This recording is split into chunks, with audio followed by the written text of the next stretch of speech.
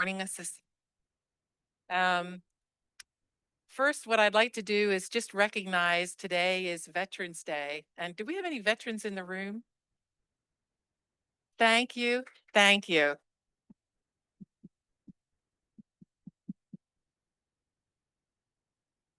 Originally, Veterans Day was Armistice Day to commemorate the end of World War I. But in 1954, which by the way was a very good year, changed to Veterans Day to honor veterans of all wars. And today we thank all living veterans for their service and their sacrifice. So thank you so much. Thank you. We have some big news. Where's Allison? There she is. Allison in the back of the room. Allison is our newest board member. Allison, you probably recognize, she is the founder and leader of our Eyes on County Council. Allison has degrees in computer science, but she has always loved the outdoors. She lived and worked in Hudson Valley for 30 years, where she became involved in local environmental groups, including Mid-Hudson Sierra Club and Scenic Hudson.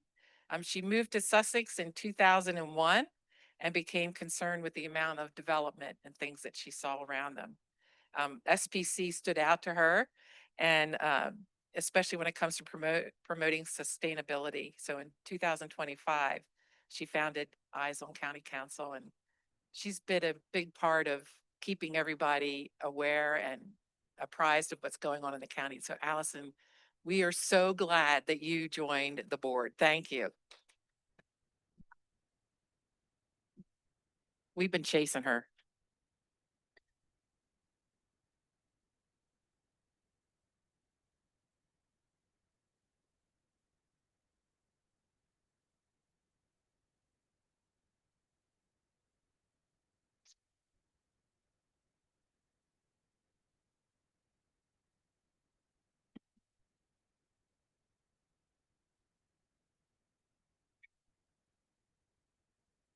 I want to give you a quick update on the Land Use Reform Working Group. Their work will begin in first quarter of 2026 on the comprehensive plan. They decided to move that work up. That's good news. I think that gives us about a 6-month head start on when they would have normally started. They mentioned that they're going to start working on the SCRP program. I'm not sure what's going to go on there. Todd, I thought Todd mentioned that. They're going to begin working on code 99-9C. That's the conditions that must be met for a subdivision. They're going to go back to the master plan zoning ordinance that they started a while ago. And I think also work on density in rural areas. I'm looking at Jane because did I get it? Okay. Good. Now, the good news is Rich Barrasso is heading up a team that's already started working on 99-9C. So we're ahead of it, and we'll stay with it. Now, what I'd like to do next, here's our agenda. We have all this new technology here now. Might want to mention what? Oh, yeah. So be patient with us because we are learning. That's obvious. And especially if you're online, be patient as we get through all the new technology that we're working our way through. So our agenda is first, we're going to have Joe talk about Cool Spring Crossing for a couple minutes. Jane's got to leave the room, give her time to run out the door. And then Judy Rose is going to talk about some work that the Route 24 Alliance is doing. And then we'll have our guest speaker. Also, before I bring Joe up, I just want to mention our next meeting is on December 10th. It's a Wednesday. Notice that the next 3 meetings are on Wednesdays. I have trouble staying up till midnight to get into this calendar on Tuesday. Somebody always beats me to it. So, but on Wednesday, December 10th, Steve Sinclair, who you've probably have seen or heard or met here, he's an active member of our teams. He is the former Director of Forestry for the state of Vermont. And he is going to talk on a topic titled money does grow on trees. So he's going to talk to us about the economic value of trees. We're always fighting this battle of preserving the forest, and the opposition always has ways to economically say, well, it's better if we cut them, kill them. Thank you, cut them down or whatever. Well, Steve is going to give us some information on why trees are economically important to us, for as well as environmentally and health wise. And then you see the next two meetings up there. And now I'm going to turn it over to Joe. Thank you. The question for tonight is, where were you 1 week ago, almost to the minute? And the answer for at least some of us is we were walking out of the administration building at the end of a 6-hour hearing. And for a good number of you, you either lasted until the very end or you bailed out a little bit earlier. But we wanted to say thank you, thank you, thank you so much for the support that we got, for people who came, had to wait in the basement for a little while before they could move upstairs, graduate to the upper school, and but it makes a difference. It's important for us to have that kind of support and for the council to see that. Others of you wrote comments that were filed on the website regarding Cold Spring. I want you to know that I read almost every one of them, just to be sure I understood what people were saying, where you were coming from, what kinds of concerns you had and that you were expressing. So they did not go for naught. I at least read them all, right? And I'm confident that there are a couple of other council persons who will also have read them. Others of you wrote letters to the editor in the Cape Gazette, and others spoke with neighbors and kind of spoke up the issue. So thank you so much for your support. We appreciate it. So where do things stand? If you lasted until the end, you realize that there are going to be about 6 weeks that from last Tuesday, so we now have a remainder of 5 weeks. 2 weeks, the council is assembling questions that they are planning to submit to get answers to questions that occurred to them during the hearing and from their perusal of the materials that were online. There then will be a 2-week period of time to get those answers. So for example, DelDOT will be asked questions about traffic. And then there will be 2 weeks after those have been put onto the website for the public to also have the chance to read those responses and to develop any questions that we might have about those answers. So we know for sure that nothing's going to happen for 6 weeks. In all probability, it will be longer than that. Not only do they have to digest those answers and those issues, but in addition, the county announced last Tuesday that they will be moving forward with the comprehensive planning process right away, as opposed to delaying it until the last half or the last quarter of next year. And I do think that that will have an impact on the decision on Cold Spring. After all, it makes very little sense to amend the current comprehensive plan and future land use map when you are about to start discussing how you're going to change the comprehensive plan and the future land use map. So our entire argument was based on wait, now is not the time to be making this decision. And I think starting the comprehensive plan early lends even more credence to that. So we don't know what the timeline is going to be. It's possible that they could begin conversations with the state. They are not supposed to make a decision until they've actually consulted, gone back and discussed the concerns that the state has about Cool Spring before the county council makes a final decision. And we don't know how all that will play out. So, so there are a lot of question marks about the timeline. And as we learn more about it, we will let you know. Any general questions that people might have? Since there's so many question marks, we might not be able to answer many things, but that's our understanding about where things stand on Cool Spring. Thank you all again for being so supportive. We do appreciate it. And I personally want to thank Joe for leading the team through that whole process to get the presentation, all the research done, get everybody organized. So Joe, thank you so very much. And 1 second. I also want to thank, where's Jack? I want to thank Jack for the shiny apple. And those of you that were there understand what the shiny apple is. Thank you, Jack. And now Judy Rose. Do I need to stand behind here to be seen on screen or? Ah, great. Okay. So, a slide, Pam? Oh, that's you. Oh, okay. You don't, oh, okay, good. All right. So as you know, my name is Judy Rose Seibert. Oop, go back right there. Perfect. Okay.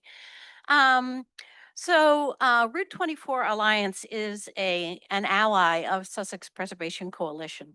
It was created by Yule Lee in 2024 and has now just recently become incorporated. We have a board of directors, and Dave Breen, please stand up. He's our president, and I am the treasurer. So today, the county council posted its agenda for the next meeting on 11/18, and I was very happy and relieved to see that the Bellmead change of zone is not on the agenda for the next meeting. We were anticipating that it could be, so we placed this ad in the Bay News every day for a week. You can see it at the top right corner. It's really addressed to the county council members about Bellmead and Atlantic Fields.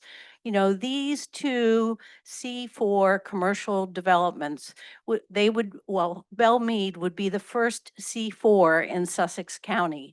So they will be setting precedent when they vote on it. So we're asking the council to do the right thing and to vote according to the Sussex County zoning code, because we believe these two developments do not meet two parts of the zoning code. This ad was also placed in Delaware Online, but it's targeted for districts 4 and 5. So unless you live in those districts, you probably won't see it pop up on your Delaware Online. The ad will also appear in both the print and online version of Coastal Point on Friday for Doug Hudson to see. Okay, let's see. Okay, could you do a next slide? Yeah. Okay, so all these slides are will be on the SPC website in a couple of days. So I haven't been given the time to thoroughly go through them with you. But and this is really an interesting one to have come up next. This is some additional concerns, and also stating again that Bellmead would be the first C4 commercial districts in Sussex County. So next slide.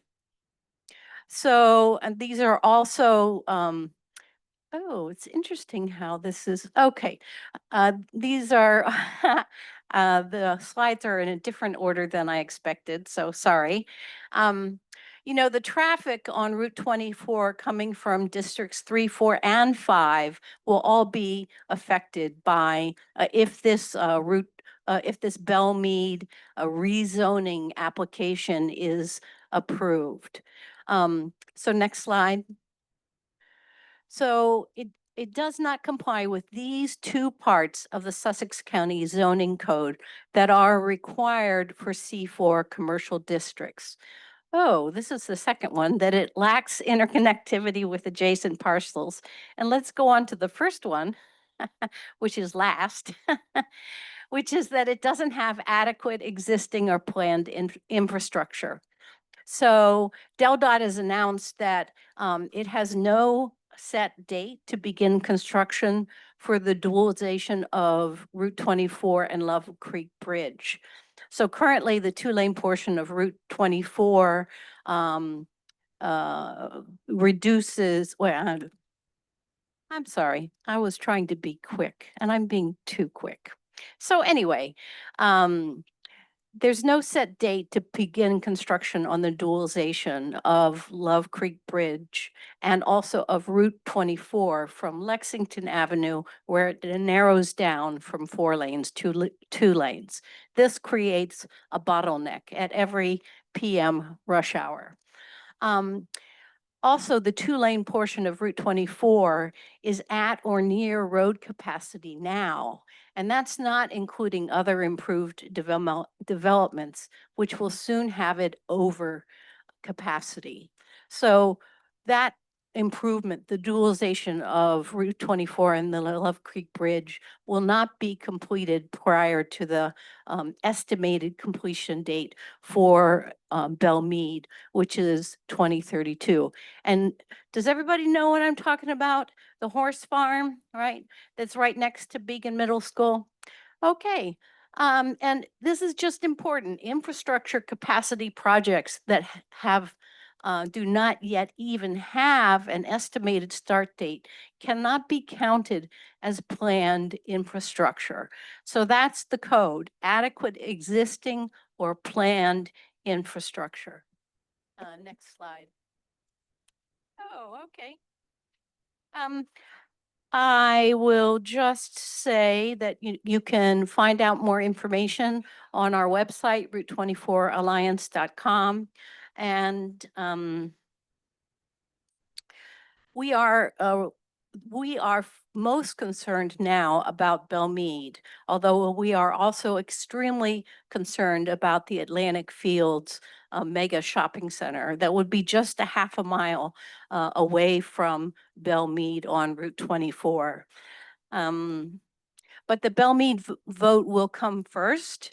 And so we're first focusing some energy there and then next to focus on Atlantic Fields.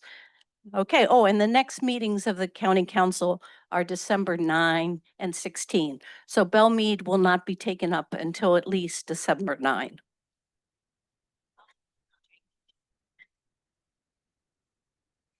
Thank you. Thanks, Judy Rose. All right, somebody can tell Jane she can come back in. All right, thanks. All right, next, I'd like to introduce, it is my great pleasure to introduce our guest speaker tonight. Dr. Don Moore brings a wealth of knowledge and experience. He has a consulting firm, Don E. Moore Consulting, LLC, making animal lives better, building trusted cultural institutions. I don't even know what half of these things are that you do. It's awesome. Oh, no. Network partner with Eco Leaders LLC, advisor Polar Bear International, professional fellow AZA, life member of WAZA, certified wildlife biologist TWS.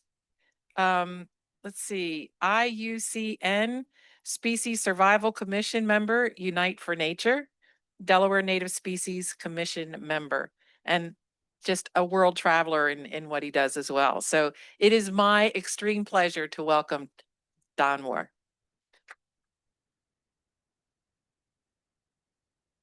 Thanks. So I'm a little amused here. I want you all to remember the notion of interconnectivity and infrastructure as it relates to C4, because I'll be talking about those two concepts in a completely different way. Yeah.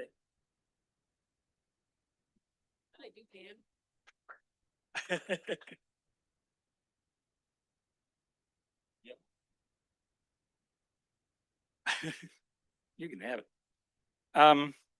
So I want to talk about how we can conserve wildlife and how that relates to human health and well-being.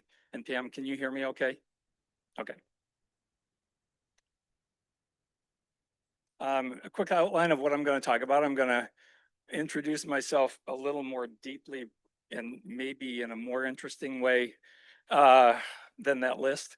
I'm going to talk about what biodiversity is in Delaware, and I'm sorry if you already know all that, but I just got done reviewing the Delaware Draft Wildlife Action Plan, and it's got all updated numbers and stuff like that. So it's pretty interesting. I'll be talking about how habitat change causes a decline of nature, why we need to save nature, not for nature itself, but for humans. And was anybody else listening to BBC, the conservation show, on your way over here on the radio? I'm the only one that has Sirius BBC. Okay. So they were talking about conservation in different continents, and the woman asked, "Well, why do you want to conserve that thing? Why do you want to get rid of gray squirrels in England so that you can conserve red squirrels?" And in my entire career, that is the most common question. So if you can answer the question, why are we saving the trees? It's because they help humans. It's because they have an economic benefit for humans when they're still standing up instead of cut down, then that hits home with some people.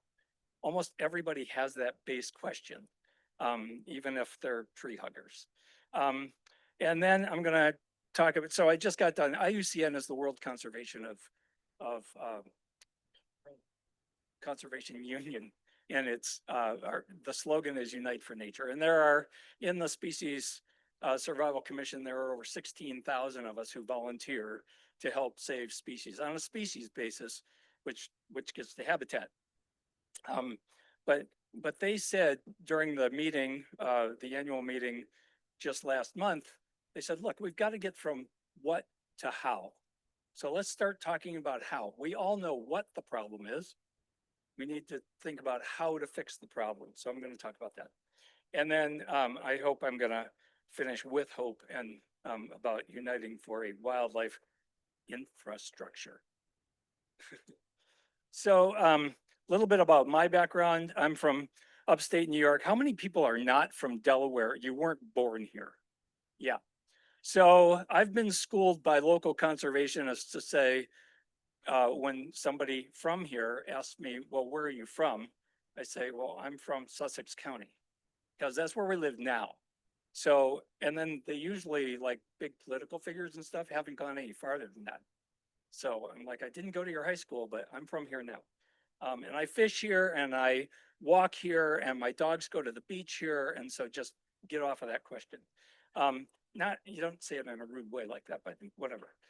So I'm from upstate New York. I grew up going around swamps and forests, and I had a fort and we went fishing, and we were encouraged to get out in the woods. And my uncle handed my cousins and I Silent Spring when we were 11 and said, this is your summer reading.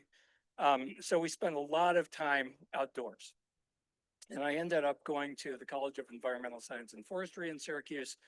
And from there, I had a choice of going to vet school at Cornell. They really wanted me because I worked with elephants and nobody else did. Or going into a graduate program and working either from a wildlife base with New York DEC or from a zoo base. And I chose a very weird and long winding road to a long PhD that took 16 years that pissed my daughters off, but it's there. And I ended up working with a lot of stuff, including red wolves. We bred red wolves and reintroduced them into North Carolina, working with Nature Conservancy to buy the habitat to bring red wolves back. And that was the stepping stone to bring gray wolves back to Yellowstone. So that was how we got to non-essential experimental population of endangered species so that we could reintroduce them into the wild when people were not comfortable with that. So condors in the West have that same designation, non-essential experimental. I've worked with box turtles and frogs and sloths and elephants.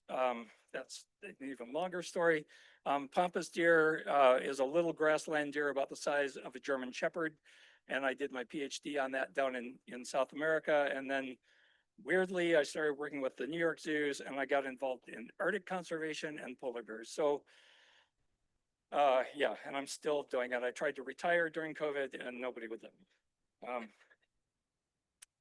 So the reality though is I'm a species biologist, but the reality is that species need wild places. And so zoos had a concept from the 1970s on of, hey, the zoos are arks, we can save endangered species. That's a really, really bad message to send to politicians that want to cut down trees.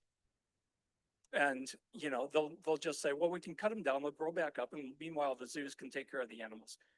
No, no, no. Animals need wild habitat. So what's on the left of this slide is us taking red wolves to a halfway house reintroduction site out in the swamps, Pocosin swamps of North Carolina. By the way, the reason that possums can play dead, we were feeding these red wolves roadkill to get them used to eating wild food. They won't eat possums. You put them in front of their face, they won't eat a possum. So possums can play dead and yeah, nobody will touch them. They stink, whatever it is. Pampas deer needed big grasslands. We worked with ranchers to make sure that conservation was happening on private lands because they couldn't get to a state model of conservation in Uruguay and Argentina, and we're still working with ranchers down there. Bald eagles, I took care of one of the most productive female bald eagles that ended up at the Patuxent Wildlife Center, producing chicks that were then going to be reintroduced into the wild.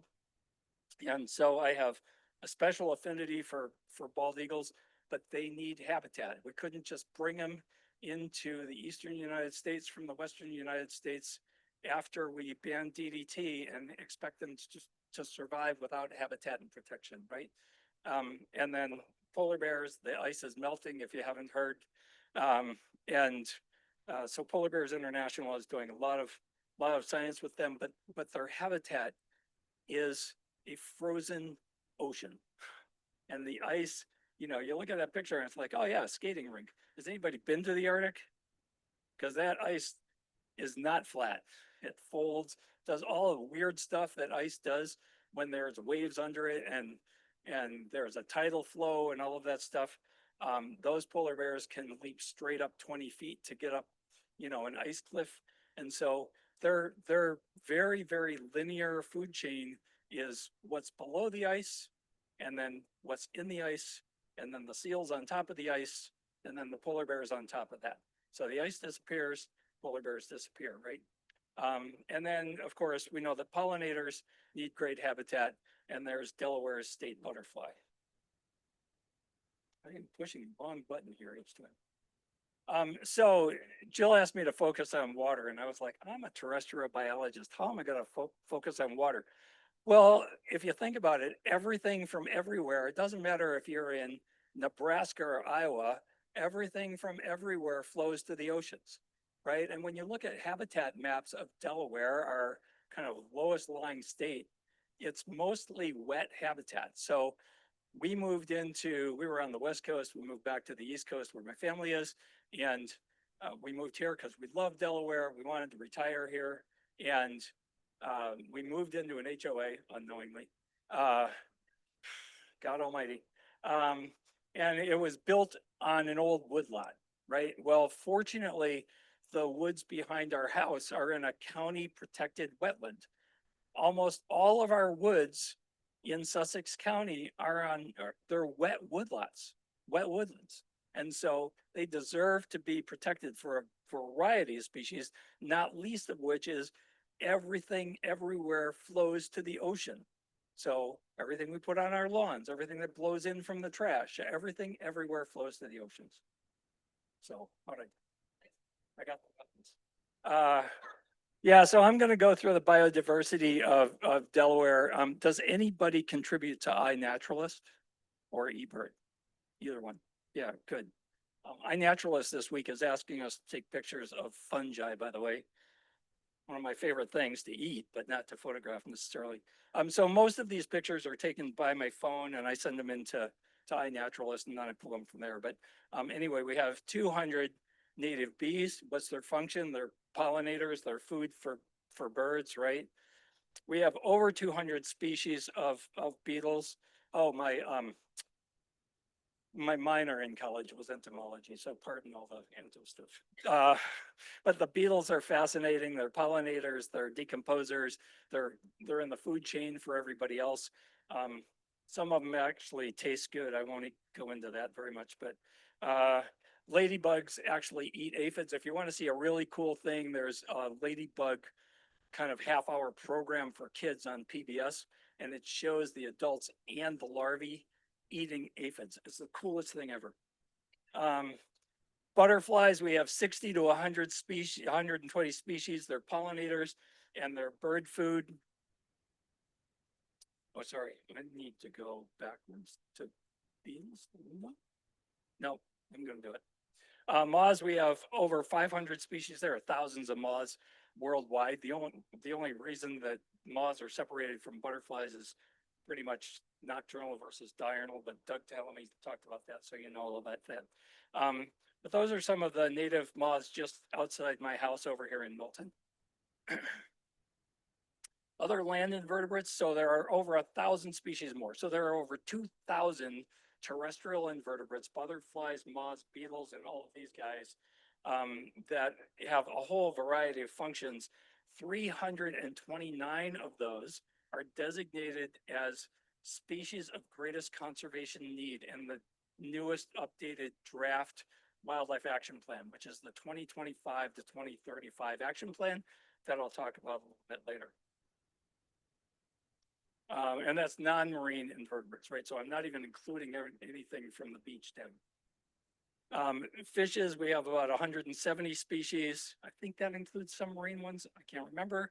But 100 of these are Delaware species of greatest conservation need.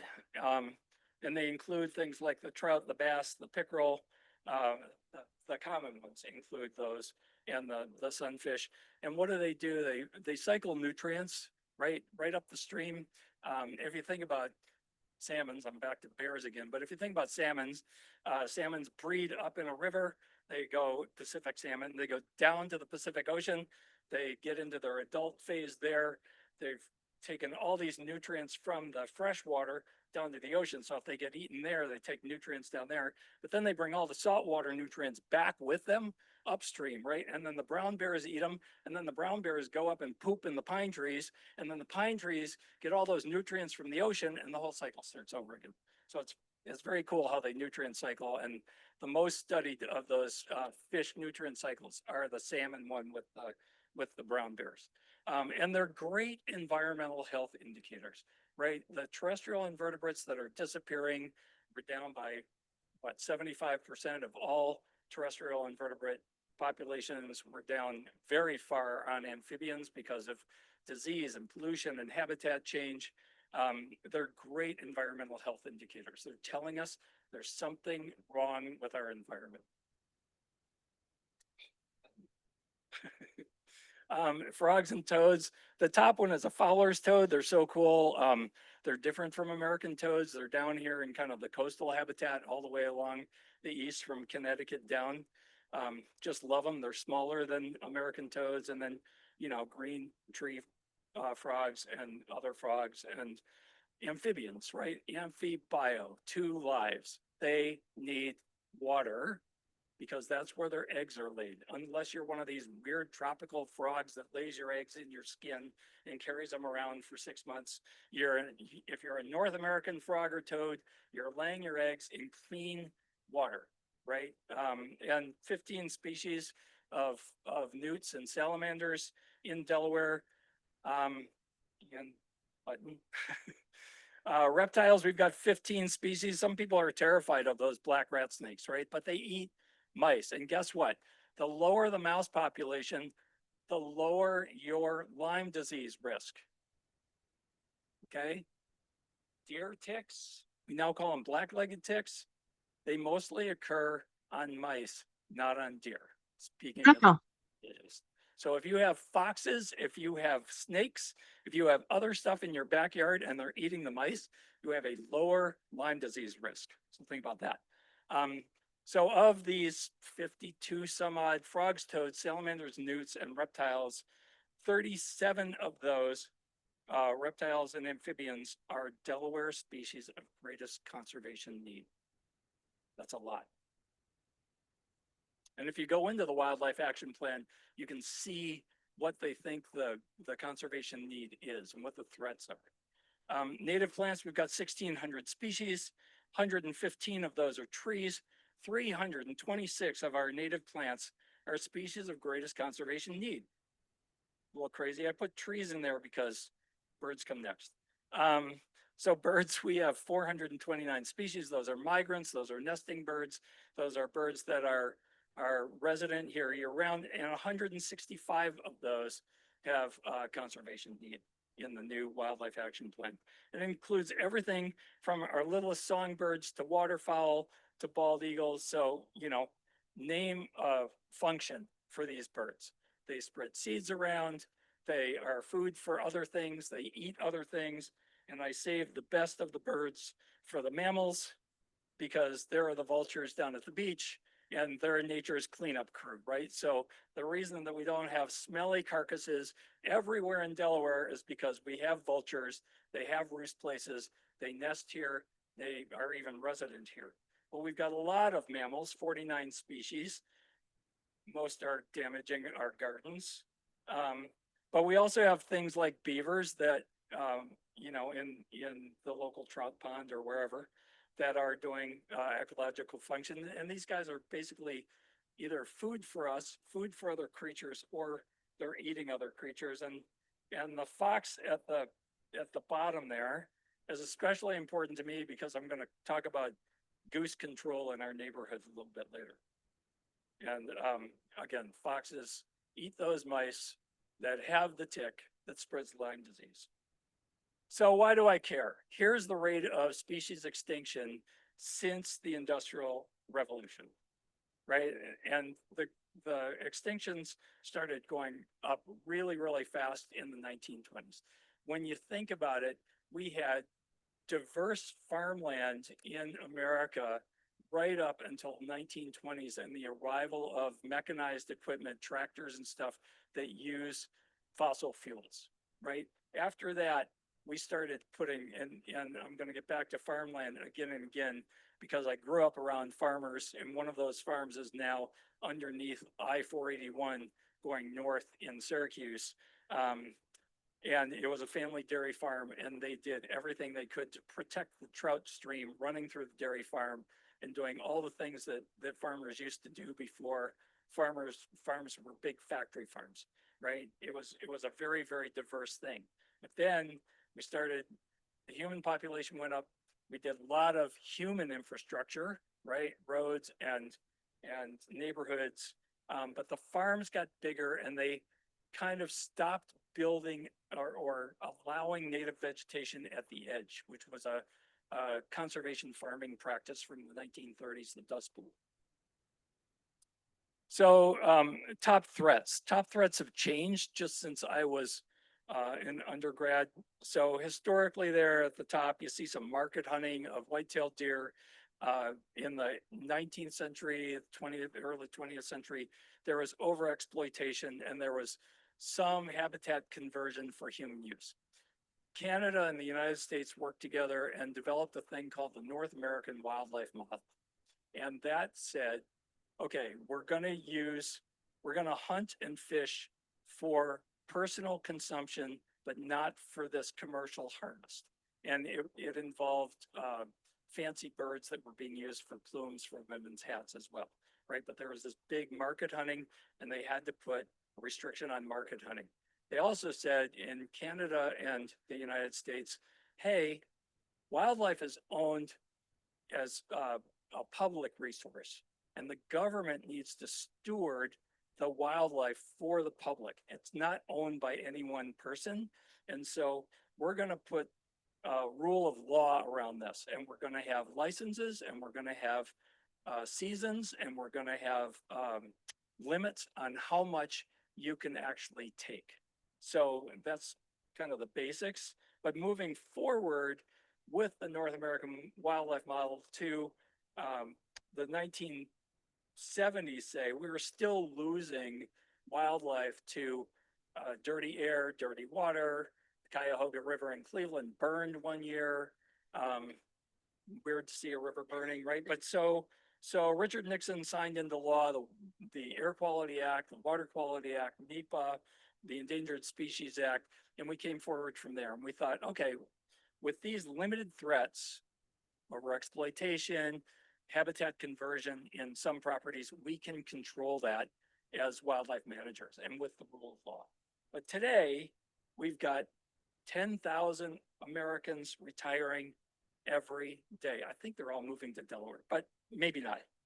But so we've got overdevelopment that continues, and that's what this group is concerned about, right? We have pollution, we have non-point source pollution. So for every HOA yard, there's more nutrients than need to be put on the grass, and we've got grass monocultures. Farms are putting down nutrients, but there's a real push for farmland conservation to go back to having conservation on the edges or having conservation in the wet middle of that farmland with native plantings. We've got invasive species all over the place, right? We've got the marmorated stink bug. I don't need to go anywhere farther than that. And we've got disease that's emerging and is affecting these endangered populations. We've got climate change. It's caused by human, and then we've got natural systems modifications, and you'll see that in the Delaware Wildlife Action Plan. And one of those would be things like channelization of a stream bed or a dam on a stream, and maybe we need to change that. So I want to get into why, because we know what is, right? So why? There's a concept called One Health that involves veterinarians, biologists, politicians, medical doctors, and that is that if we have a healthy environment, clean air, clean water, wildlife in the environment, then humans and healthy wildlife in the environment, then humans are healthier physically, physiologically, and mentally. And there's science behind that. There's a thing called the rainbow model, which is there on your left. And it goes through, kind of what the person is, gender, age, and all of that. Their individual lifestyle factors. Do they exercise? Do they smoke? Do they drink? Their social and community networks. Are those networks healthy or toxic?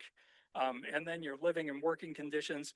And then there's this kind of outside edge of the rainbow model that's all about socioeconomic, cultural, and environmental conditions. And the notion is that if the environmental conditions that we live in are healthy, then we'll be healthy too. So why do we need a healthy nature? It's to sustain our own health, to be perfectly kind of selfish about it. I sat through a One Health lecture last week, and they were talking about tree hugging. And I was like, okay, I'm a wildlife biologist. I'll sit through this woo-woo stuff just because I want to know how far the woo-woo has really gone. And so there's actual science behind all of these senses and how your senses are affected health-wise for your mental health, your physical health. But I want to look at one of those because I actually understand it, because if you study deer, you have to know about plants. And if you study plants and how they relate to animals that eat those plants, you have to know about the chemicals in plants that actually adversely affect those animals. So for instance, how many people eat either cinnamon or mustard on anything? Okay. Both of those were plant compounds that were evolved to protect the plants from bacteria and viruses, right? But it tastes good to us. It turns out that fragrance from trees and flowers have these phytoncides that are volatile organic compounds that you can smell in. So think pinene from pine trees. I know we're closed. Pinene from pine trees, limonene from citrus fruits, stuff from herbs that you smell in. And when the human body smells those VOCs, that enhances our immune function, and natural killer cells, NK cells, that are a modified leukocyte. And in each of our bodies, we have about 1 to 3% of these natural killer cells. Well, when we smell the pinene, when we hug a pine tree, we're actually getting some physical effect from hugging that pine tree. And we're actually breathing in the pinenes, which is enhancing our immune system. And those killer cells go after viruses and cancers. So why leave a tree standing so that we can go hug it and be healthier? So this guy, Ulrich, developed a model that was a stress reduction model in about the 1990s. And from that model comes a thing called the 330-300 rule that actually has been, there's so much science behind it. It's been developed, it's been enveloped as a good thing by the city of Philadelphia. And 3 is you should have the ability to see a minimum of 3 trees out any window in your house. Okay, if you're a sick person in a hospital and you can see 3 trees, it turns out you recover faster and you need fewer painkillers than the other person who can't see those 3 trees. And when they do the same experiment with photos of trees next to the windows, they get the same effect. So all we have to do is see photos of trees. But remember the tree hugging thing, you have to be able to smell the trees too. 30, there should be 30% canopy cover, tree canopy cover, especially in cityscapes. So if you look at a picture of downtown Philadelphia, there are some areas where there aren't any trees at all. And the city of Philadelphia is saying, hey, we've got to get shade just to keep these areas cool, because if the areas aren't kept cool, people die in the summertime because it's getting hotter because of climate change. And 300, humans should live less than 300 yards from any green space so that we can go out and hug a tree and do stress reduction and get physically healthier. They said leaves and tree canopies collect dust and pollen, so it keeps that dust and pollen above people. Well, I was standing outside today. Was anybody else? I'm not so sure I'm buying it when the wind is 40 miles an hour, but they do show that health issues are worse in neighborhoods with few or no trees. Why save nature? How about human culture? So human culture, we know, offers us social community, and safe social community for humans gives us resilience against stress during crises and at other times. So the bald eagle, as a symbol of the United States, we've brought it back from the brink of extinction by banning DDT, and now we've got bald eagles everywhere. They're eating deer over in Long Neck, you know, I mean, they're everywhere. But that one is down in one of the wildlife refuges. And as I said, you know, I had this one female bald eagle. She produced more chicks for reintroduction than any other bald eagle. So I have a special affinity when I see a bald eagle. I saw one today. I went out to get a pizza before I came here, and there was a bald eagle flying down the road next to me.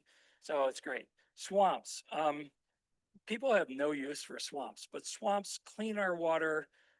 They provide a lot of duckweed that absorbs nitrogen and phosphorus and stops those chemicals from coming all the way down to the shore, where, you know, too much nitrogen, too much phosphorus can cause an algae bloom, cause people to stop swimming and things like that.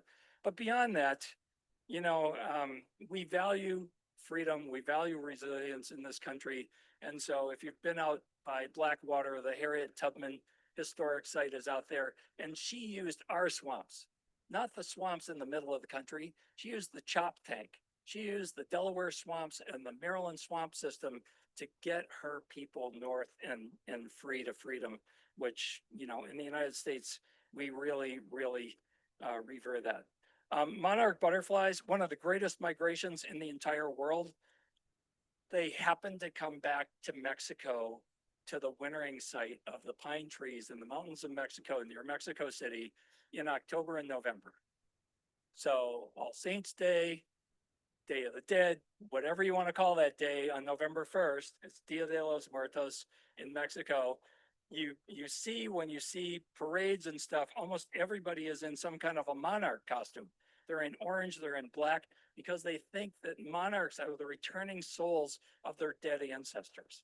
because of the timing of the monarch migration. So why shouldn't we protect these cultural resources that offer us social community throughout North America? So, okay, I'm gonna go into money just because everybody's like, yeah, that's all woo-woo, but tell me the money. So, total tourism economic impact in Delaware is apparently $4.7 billion. So 724 million of that is tax revenues. That means each one of us pays $1,800 a year less in taxes than we would if we didn't have the tourism. And what drives the tourism economy? It's recreational fishing, $138 million a year.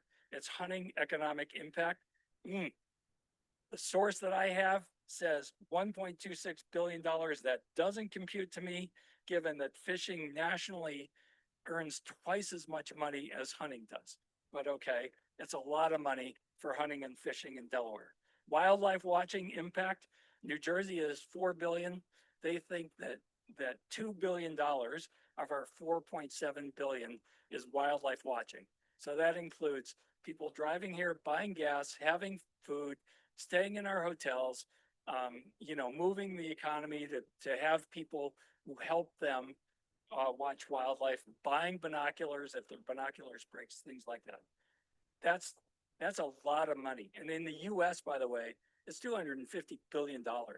So wildlife watching is a big, big industry. And we know that all of these natural woods and natural habitats in Delaware are the reasons that people are coming. They're not coming to watch people walk around an HOA.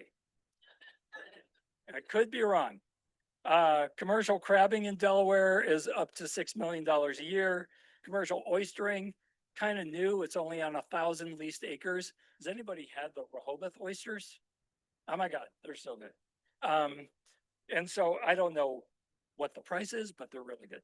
And commercial fishing, so this is mostly marine species. It's $10 to $15 million a year. So we can't afford to lose our nature-based resource. So we know what the problem is and why saving the nature is important, and we need to move from what to how and save it. Can everybody see that? That's a little plover. Okay.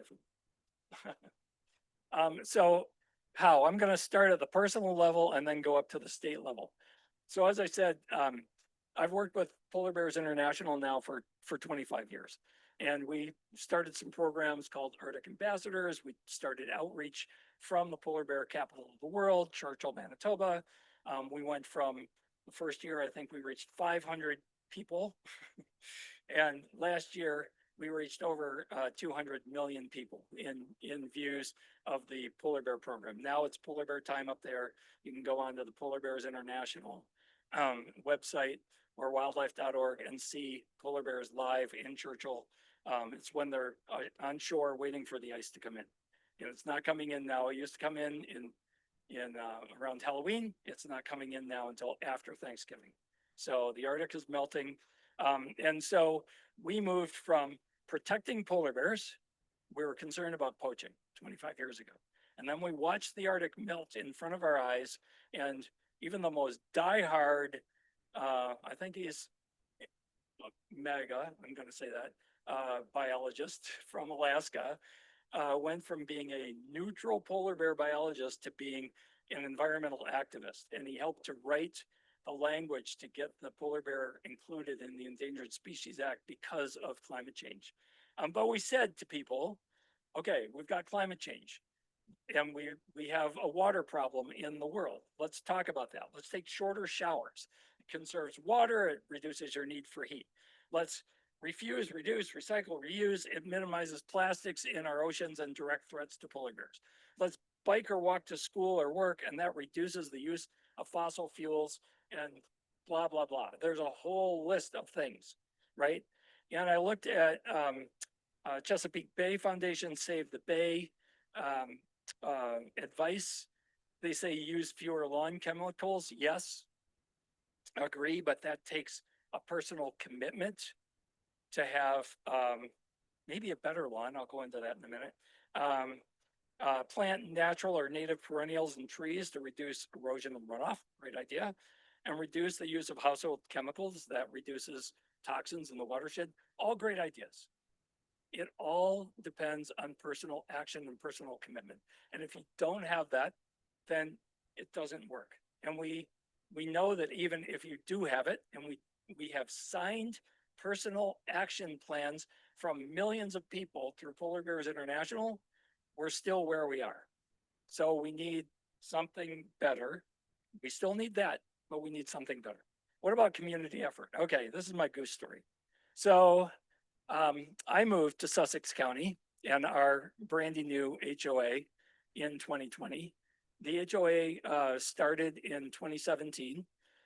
We have 188 homes. We have 3 ponds. And so there were geese everywhere. I have 2 Labrador retrievers and they think that goose poop is candy. So goose poop is not candy. Goose poop has disease in it. It's got parasites in it. It's just gross. You walk through it, you track it into your house. I love Canada geese, by the way. Love them. Love to watch them. Love to have them nest in somebody else's yard. So a little bit of NIMBY going on there, but I have 2 pictures here. One is 2022 and a couple of things were happening. We had geese. We had a lawn company that was mowing down to the 10-foot wide level of the buffer at the pond edge and scalping the slope. So we had siltation. So we formed a landscape committee. We formed a goose management subcommittee. I've managed geese before in zoos and parks, and I know how you can minimize goose damage and kind of encourage them to go somewhere else. I don't want to kill any yet. I heard they taste good, but I don't know. And I wanted to plant pollinator plants. So I was getting nowhere with the argument of planting pollinator plants. I was getting almost nowhere with the argument that, hey, we should stop mowing this hillside because siltation into that pond is going to cost us money someday. So I researched that. $40,000 to $50,000 to mitigate siltation in your stormwater management pond. Well, I tossed that out there to the community, and all of a sudden people are going, we don't want to pay for that. So we developed a no-mow zone, and you can see what's happened just in 3 years. We have a 30-foot zone on all 3 of our ponds, and it's all native plants. We specifically planted for pollinators at the very top of that zone for an aesthetic appeal reason for the community, but we still mow the flat part between the pond and the neighboring road and homes. But what that vegetation does is it captures the silt.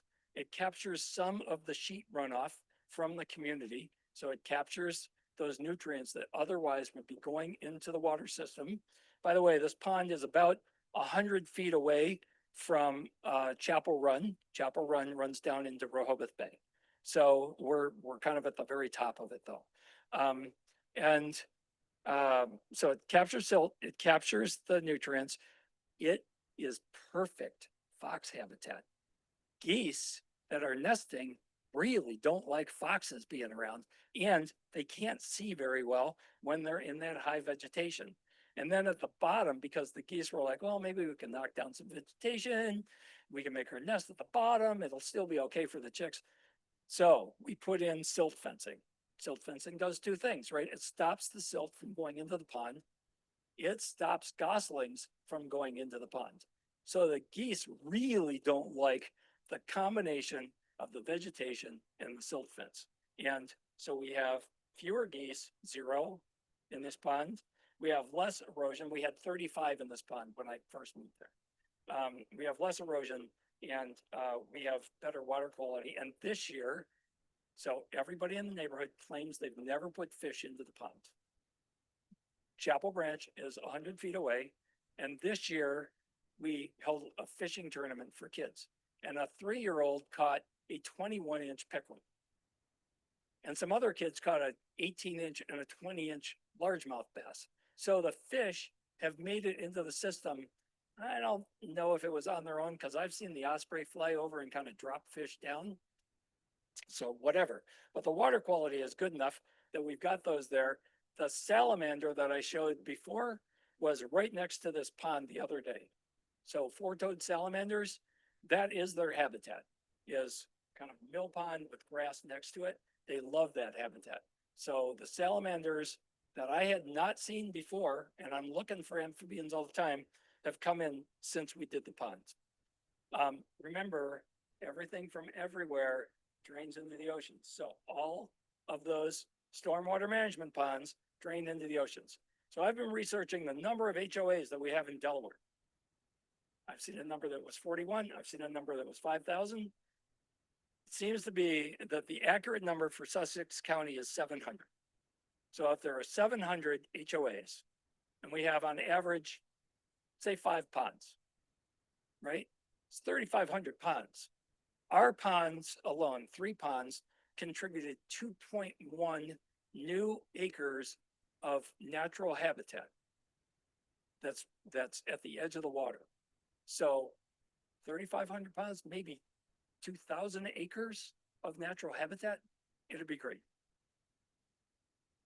So state effort on how we get there. Has anybody looked at the Delaware Wildlife Action Plan draft? Anybody? Good. So it's out now. It's available for public comment until November 15th. A top line review would take you maybe an hour or 2 hours. I did a pretty deep dive to make comments as a wildlife biologist.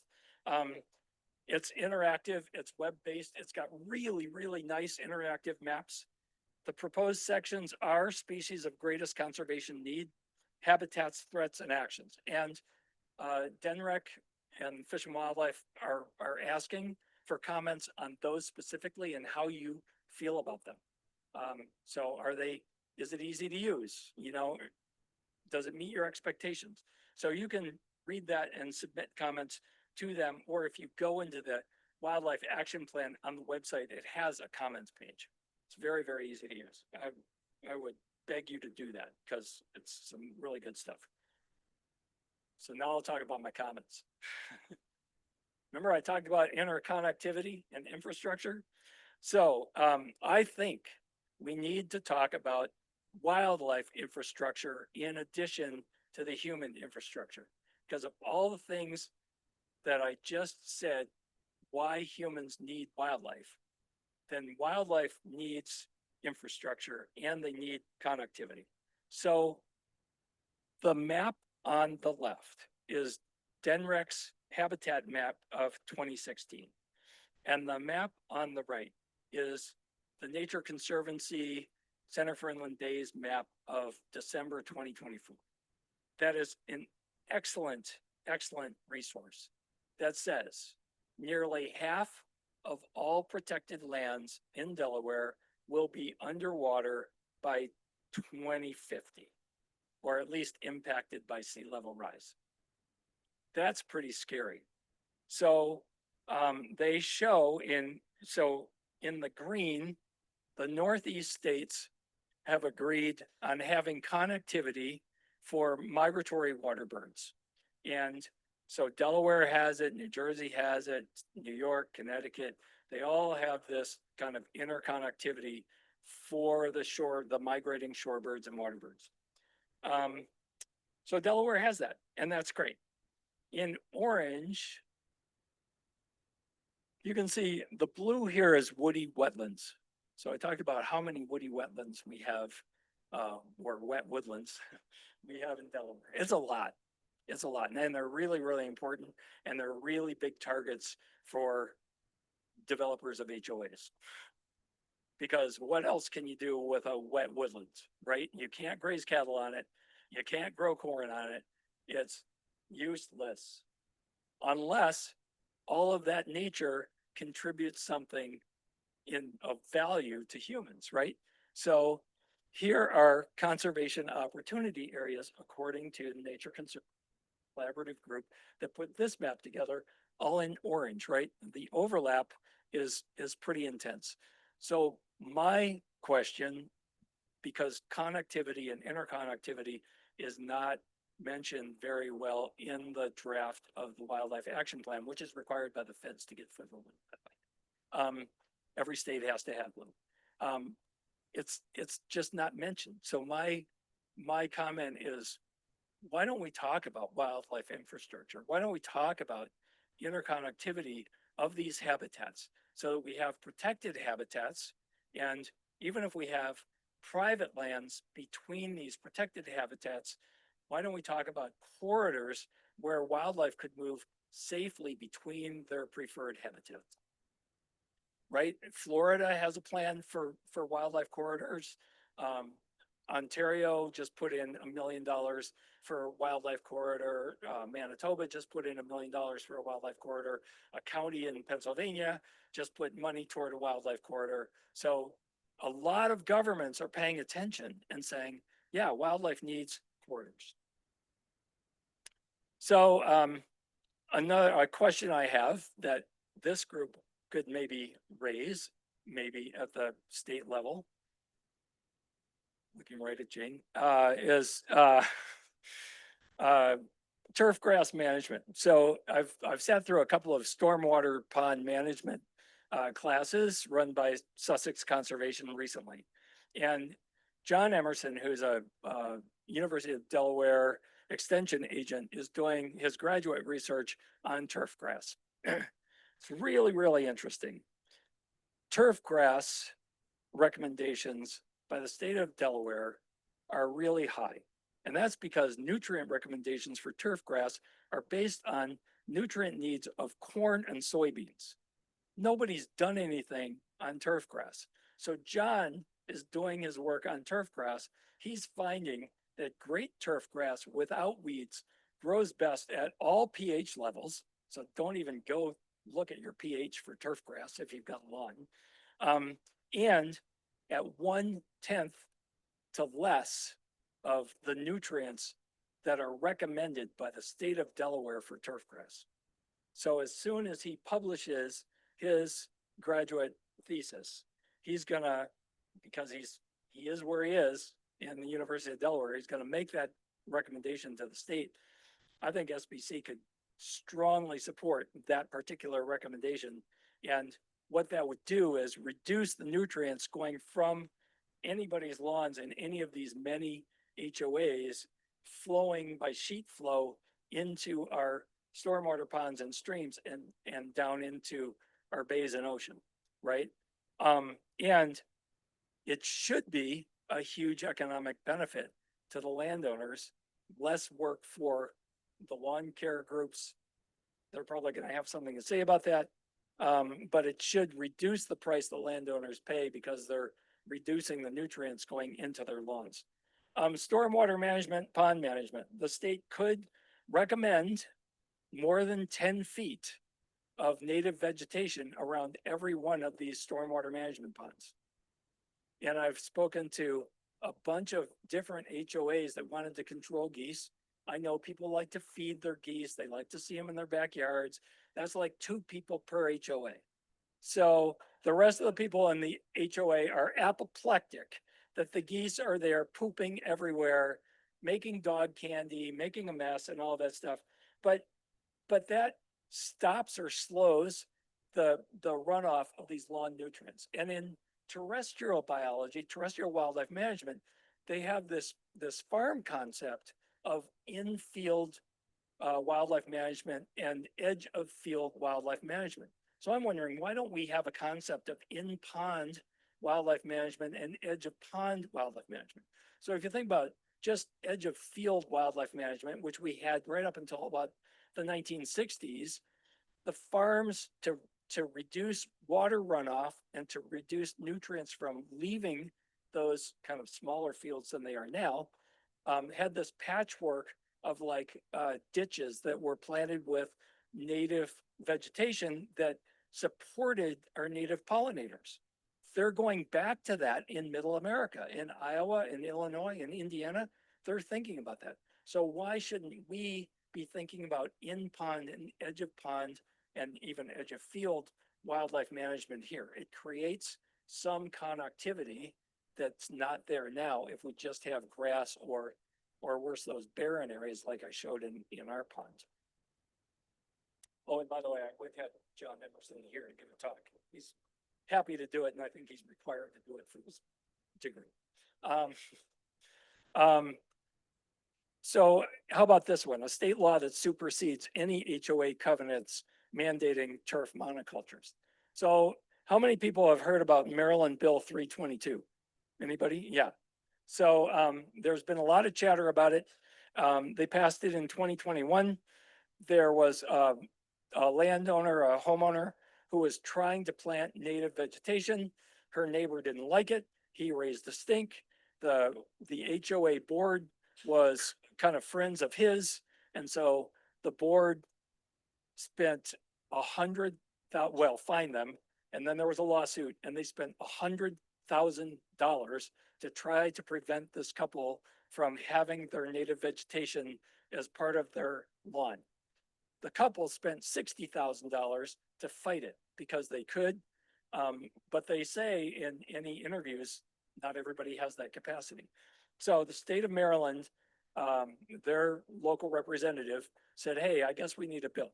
So the bill compels HOAs, this is kind of a quote, and other organizations that control lawns to, quote, allow low impact landscaping such as specifically rain gardens, native plant gardens, pollinator gardens, and xeriscaping in subdivisions.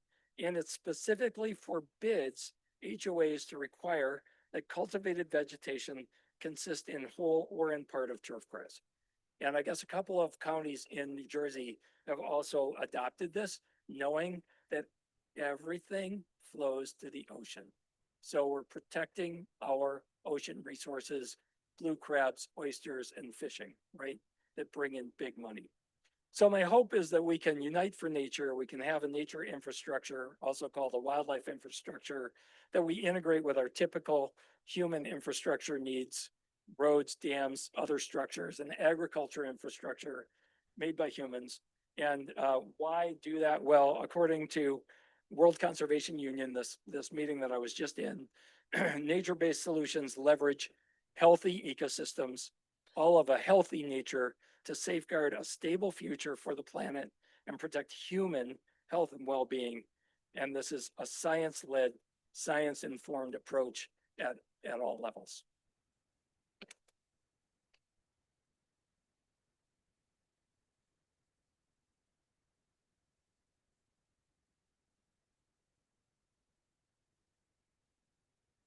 Thank you, Don. That was wonderful. Do we have time for questions? Thank you. I'm a fan and a supporter, and it strikes me that a stakeholder we don't often talk about are the Arbor Corps, Sullivans, Ruperts, the landscapers, the Tidewater, the waterscapers of the county. And so many HOAs and COAs defer to them as the experts on what to do for our landscaping. And they don't even train their people knowing where to step on and what to prune. So I'm wondering how we can get them on board and trained to be better stewards of our developments. Great question. So that's exactly what we've been grappling with. Our pond management company is viewed as the expert in the area, did not want to go beyond the 10-foot buffer, is very resistant to our 30-foot buffer. We're very fortunate. In our community, we have I have 45 years of wildlife management. One of my neighbors, same community, has 45 years designing and managing stormwater ponds. Another one has 40 years with Ducks Unlimited, so understood geese.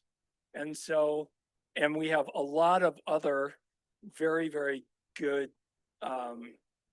nature loving, garden loving, and other neighbors with expertise and willingness to get stuff done.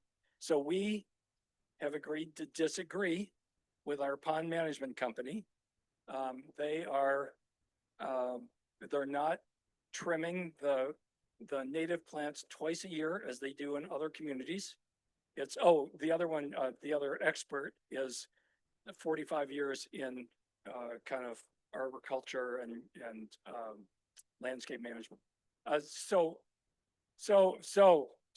I'm giving this talk here, and I think we have to elevate this maybe through some laws, and maybe through talks, but this person that portrays themselves as the expert has also trained other experts who have their own pond and lawn care companies.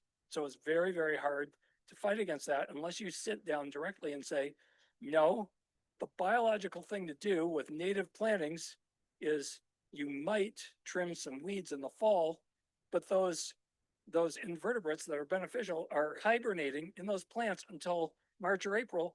You're not cutting them. We own them. And they didn't want to hear that. I'm not naming any companies. Wouldn't there be a role for, say, the Cooperative Extension Service to provide some training materials or some guidance for Yeah. county council? Yes. I mean, there must be a way to scale this up Yeah. to help everybody. Yeah. That's exactly what John Emerson was doing. You know, there weren't very many people at all in the stormwater management classes provided by Sussex Conservation. I think only 5 of us were from HOAs, and the rest in John Emerson's talk were actually from landscaping companies. And they were talking a lot after his talk.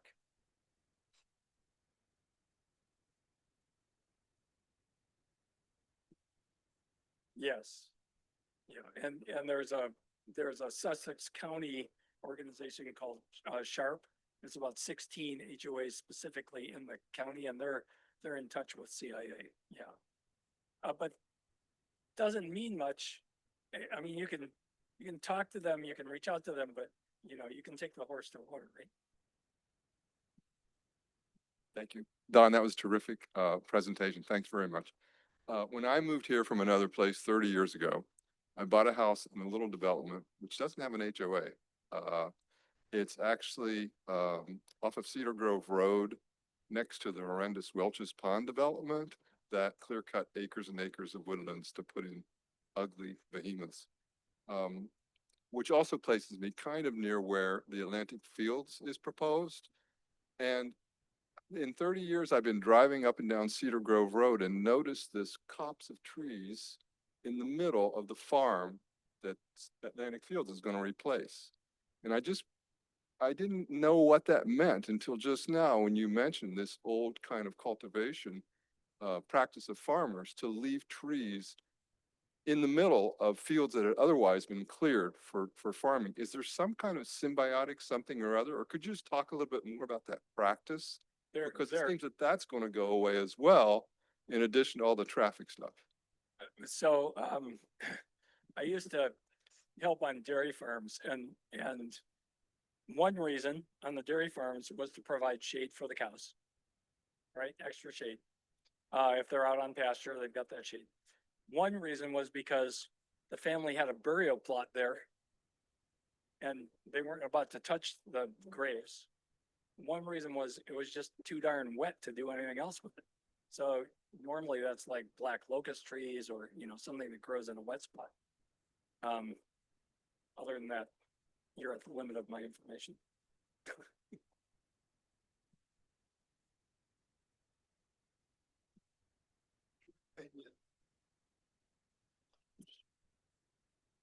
Phragmites, what is your opinion on Phragmites? That since they're not, they're grass, it's not indigenous to the area, is it beneficial? Yeah, I should check. I don't like a lot of grasses that are not indigenous. So a couple of years ago now, there was a big article in the Washington Post about a guy in New England called Pearl's grass. And so I called him to talk about his grasses. He used 7 indigenous grasses that are deep rooted and actually grow here. So you may know Delaware's at the southern limit of the northern grasses and at the northern limit of the southern grasses. So we're in a Goldilocks state weather-wise, but a not Goldilocks state for grass. And so this guy said, well, I'm working with a bunch of HOAs and if you plant this grass, you need a lot fewer nutrients and you need to water maybe once a week, once the grass is established. So I personally bought, a couple of 100 pounds of grass from him.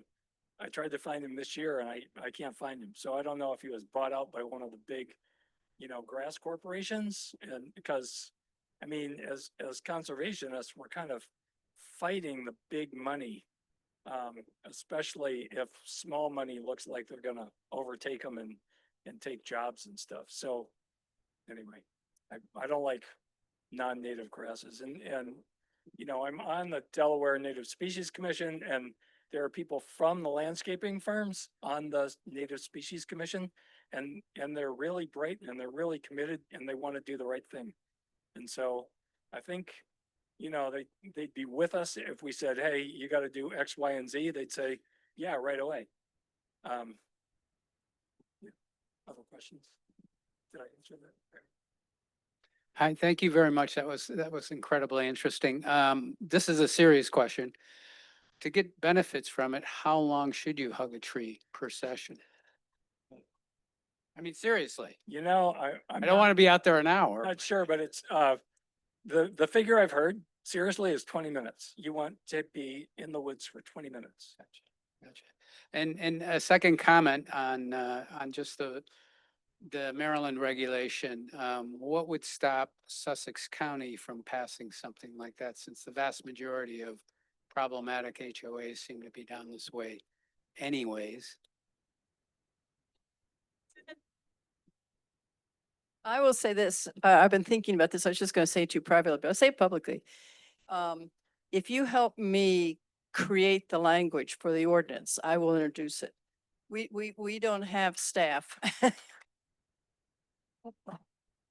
We don't have staff and I'm a little bit snowed under right now, but honestly, if you can get me the language, I'll get it introduced.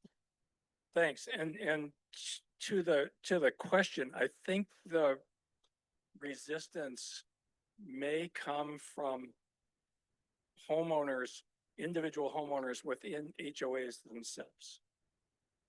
And maybe landscapers. Landscapers might be on board with something like this because if you think about it, if you want to plant native plants, where are you going to go to? I'm going to call my landscaping friend and say, hey, I was born before 1960. I need 100-foot garden. Can you dig it for me? Right? He's going to be very happy. And then I'm going to say, can you go get the plants? And he's going to be even happier. Because he's already done that once, so. I live about a mile from here and we have an archaeological site in our community. And when it's growing, it's great. And it's a wonderful meadow. We have been told by somebody that I have not been able to track down by whom, but we're supposed to keep it from being treed. For trees not to keep growing oops. So what happens is it gets mowed twice a year, flat, and loses all the benefits of this great meadow we got most of the year. And now we have all deer coming in the community because they don't have any place to eat. So I don't know if the natives in here, I've talked to the Nanico tribes and they don't know where this came from. It's not wasn't talking to the right person, but Can I know ask- anything about it? Can I ask who, I don't know anything about it, but I do know something about mowing once a year versus twice. Can I ask who said mow it twice? Who owns the property? So I think the recommendation that comes from our horticulturist through our landscape committee and to our board is go with once a year. And this is what Doug Tallamy says as well. There's science behind it. Go once a year and do it in the spring, just at the first signs of green up when it's about 45 to 50 degrees. Don't do it in the fall. Do it in the fall if you've got, really invasive weeds, whether they're native or non-native. So dog fennel is very, very invasive. You can yank it out. You can trim it in the fall. but other stuff, just leave it over the winter. I even leave dog fennel.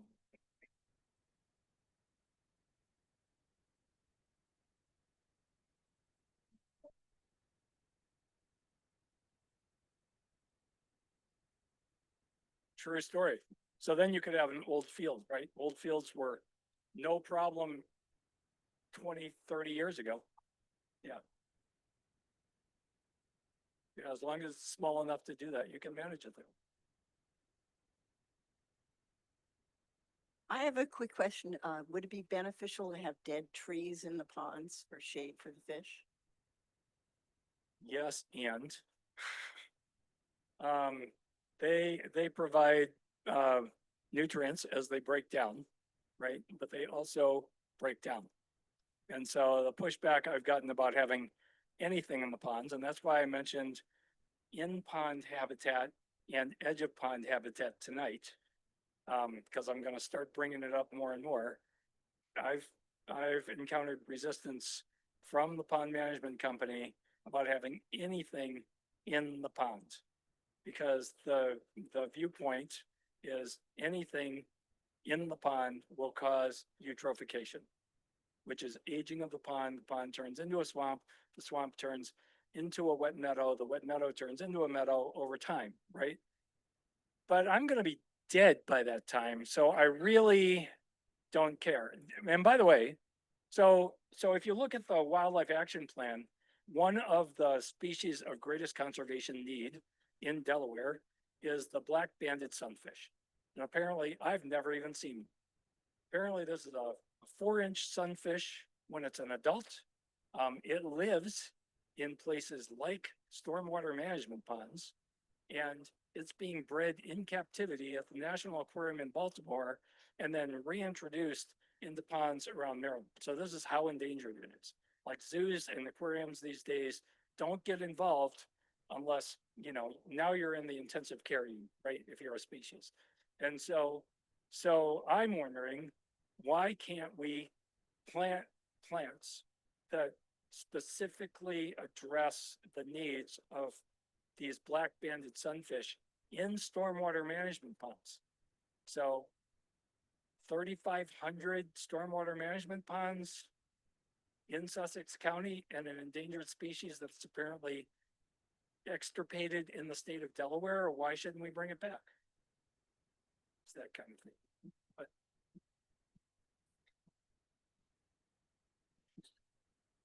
Hi, thank you for everything you've just shared.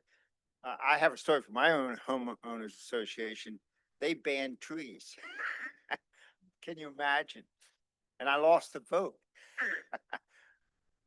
Yeah, because they damaged the house and they could fall on it. But that's not, I know. Um, you like bald eagles, I like osprey. And in the last 2 years, the ospreys seemingly are not reproducing and disappearing. When they were coming back in droves and people were upset. Are you hearing that? And do you know what is going on in, not just in Delaware, but I also hear it's in the Chesapeake Bay area? What is happening? yeah, the conservation departments and the Audubon Society are talking about that. It seems like they just don't have enough to eat. Yeah. Yeah, you know, so bunker is going low offshore. Limits were just set on different bait fish and stuff. So, you know, I didn't even get into the marine environment. I pay attention to it. I'm not a marine biologist, but there's so many problems out there. One of the reasons I'm pretty passionate about not sending stuff from our homes here away from the beach down into the ocean is because they don't need more issues in the ocean. So when I was out in Oregon, I worked with some of the prime researchers on plastics, microplastics in the ocean, not macroplastics. Your 6-pack holder doesn't matter. It's the microplastics, the little tiny beads you can barely see, right? That are getting into our invertebrates, our oysters, our crabs and things like that. But the plastics are out there. They're affecting the food chain. The food chain and food web in the ocean is affecting the bunker and the herring and everything else. And then that's affecting the bigger fish and that affects ospreys. I also love ospreys. So just two more points. One, people talked about native plants and there's a garden center near me in the Frankfurt area. That's their focus. It's called Inland Bays Garden Center for native plants. Yep. And then the last thing, are other states trying to certify these, what I call stormwater management groups like tributaries or Envirotech and so forth? Because that message is not getting out that you're pointing to regarding what should be going on around these stormwater ponds. That's a really good question. I don't know if there's a certification program. My guess, watching the pond management folks in Delaware, is if there was a certification program this year, they would all be certified. Because they, quote, are the experts and we're not.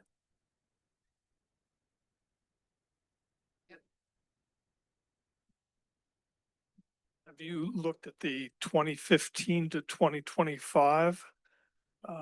And how do you square up those changes? Because it seemed, from my vantage point, that the way in which money was spent and the concern expressed in it in the 2015 to 25 was the absence of regulations have left them, I would say, concerned for that program. And I wonder what your take on that comments. Interesting. I saw that lightly, but you're reading it. So I'm reading it from a species biologist level and a threats level. That's a really interesting read on that. And I'll have to go back and look.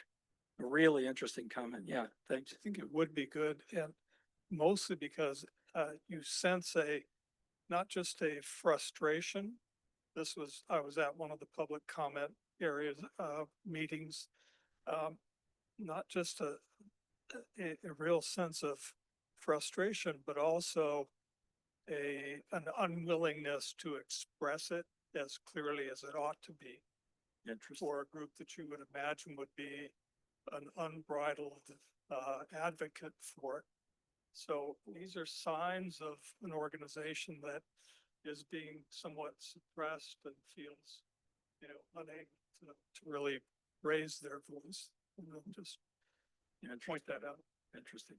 That's one good way, I think, to look at the Wildlife Action Plan draft if you're gonna review it, before the 15th. So that's really interesting. I missed those public comment periods, and the staff said that they would send me a link because they did record them, but I haven't gotten the link yet. So That draft is prepared by a consultant group. And, I don't know it. I can't judge it, but I just, if it looks really beautiful, that's a consulting that is being paid money to create this pretty document. And if that may be our best way of spending our money, but it may not be. oh, they do make the point that it was also hugely collaborative, though, and you can see that in the Yes, I agree species with that. profiles. I mean, it's 1,019 total species of greatest conservation need. And I know that they don't have 1,019 biologists in Denmark. And to really, really dive down on a species, or at least a species group, you need one dedicated person. So like, for the countries of Uruguay and Argentina, I was the Pampas deer guy. And that was it. Like I didn't comment on their endangered cats or their reptiles or anything. But if they had a question about deer, the rangers could come to me. But So, is this we have to bring it to a close. We always end at 8:30. Yeah.